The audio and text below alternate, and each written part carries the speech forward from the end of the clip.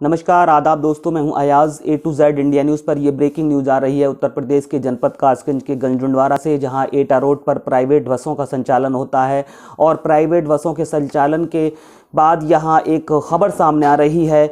यहां एक चालक का शव मिला है, बस के भीतर ये शव मिला है। केशव दत्त इसका नाम बताया जा रहा है। लगभग 15 वर्ष से इस रूट पर बसों के संचालन में चालक के रूप में ये केशव दत्त काम कर रहा था और इसका परिवार भी यहीं बस स्टैंड के पास रहता है। तो ये जानकारी सुबह सुबह निकल कर के सामने आई कि बस के भीतर केशव दत्त का शव मिला है और इसी जानकारी के बाद वहाँ पर भीड़ बढ़ने लगी और ये तस्वीरें बयां कर रही हैं, जहाँ आप तस्वीरों में देख रहे हैं कि लोगों की भीड़ इकट्ठा हो गई है। केशव दत्त के शव के मिलने के बाद यहाँ लोग पहुँच गए हैं और वहीं हमारे सहयोगी शकील अंसारी भी पहुंच गए हैं। शकील अंसारी से हम ये जानना चाहेंगे, शकील जी, किस तरह की जानकारी आपके पास सुबह सुबह ये निकल करके सामने आ रही है, जिस तरह से चालक का शव मिला है और शव मिलने के बाद क्या आपकी परिजनों से बात हो पाई है? क्षेत्रीय पुलिस भी मौके पर पहुंच गई है, तस्वीरों में देखा जा सकता है क्षेत्रीय पुलिस ने शव को कब्जे में ले लिया है।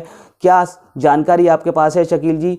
क्या सुबह सुबह ये खबर निकल करके सामने आई जिसके बाद आपकी किन किन लोगों से बात हो पाई है? आज मैं आता बता दूं, ये गणेशपुर बस स्टैंड है, जहां एक बस प्राइवेट बस है जो एटा की मिश्रा जी की बस बताई जाती है। इसी पर 1 साल से ये जो है ड्राइवरी कर रहे थे और इसी बस में ये सोते थे और इनकी शादी हो चुकी है। इनके 3 बच्चे हैं। जो जहां बस खड़ी हुई है उसी के बराबर में जो है एक फुटपाथ है। फुटपाथ पर ही इनके बीवी बच्चे रहा करते थे। इसी बस में सोया करते थे। आज सुबह जब ये सूचना मिली है तो यहाँ इस बस में ही ये मृत पाए गए हैं। क्या कुछ जानकारी हो पाई है? मृतक का नाम क्या बताया जा रहा है? मृतक का नाम जो है केशव दत्त है और ये ऑन घाट के रहने वाले हैं और 1 साल से ये इस बस को मिश्रा जी को चला रहे थे। तो जिस तरह ये सुबह सुबह ये खबर फैली, तो कैसे जानकारी हुई लोगों को ये शव जो है बस के अंदर है और कैसे इसको निकाला गया? ऐसा, इनकी बीवी जो है सुबह उठी और इनको उठाने के लिए बस में जब देखा तो ये जो है वहाँ बस में मृत मिले हुए थे। जैसे ही इनकी बीवी को पता चली, आसपास के लोगों को पता लगी, फिर पुलिस को सूचना दी है इनके भाई ने।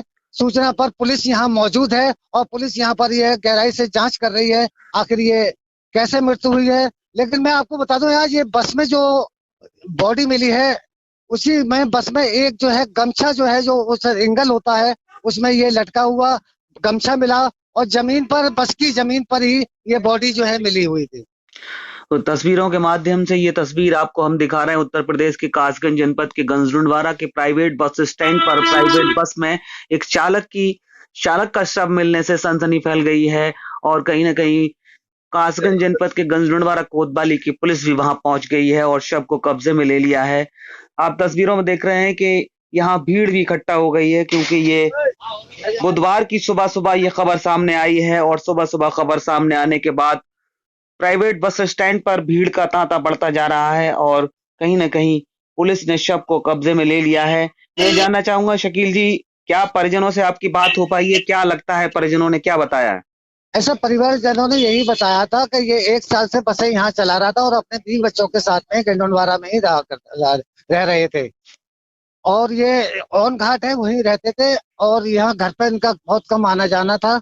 और उनकी बीवी से ही बात हुई थी कि बीवी ने भी यही बताया कि ससुराल वालों ने हमें कोई भी जगह रहने के लिए नहीं दी थी, इसलिए हम यहाँ फुटपाथ पे रहा करते हैं। ये बीवी का बयान है। क्या नाम है आपका? गुलशन।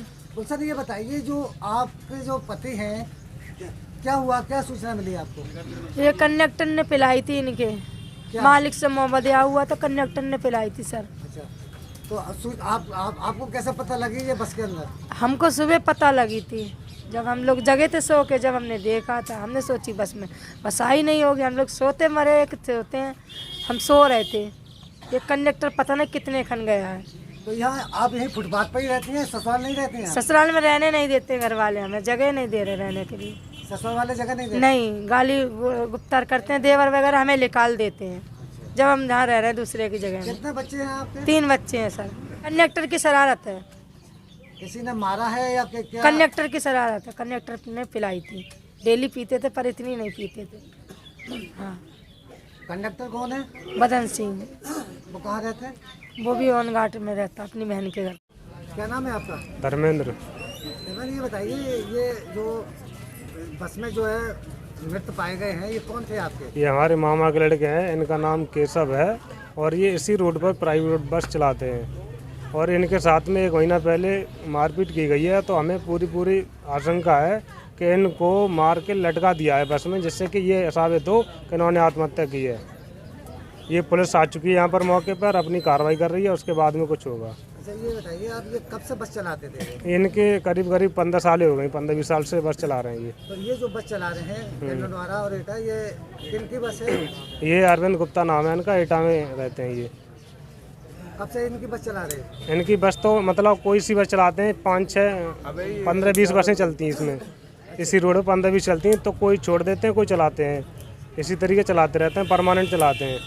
अच्छा ये बताइए, आप इनके बीवी बच्चे कहाँ रहते थे? यहीं रहते हैं गंज में ही, और ये भी रहते हैं किराए पे मकान में किसी के, ये जानकारी नहीं कहाँ रहते हैं, गंज में ही रहते थे। अच्छा ये बीवी का ये आरोप है क्या ससुराल वाले जो है हमें रहने नहीं देते हैं, इसलिए हम ये बिल्कुल गलत है, ऐसा कुछ नहीं है। क्या आशंका लग रही है आपको? मुझे आशंका है कि इनकी किसी व्यक्ति ने मार के लटका दिया है बस में। तो क्या चाहते हैं आप? कार्रवाई चाहता हूँ, कार्रवाई की जाए जांच के दौरान।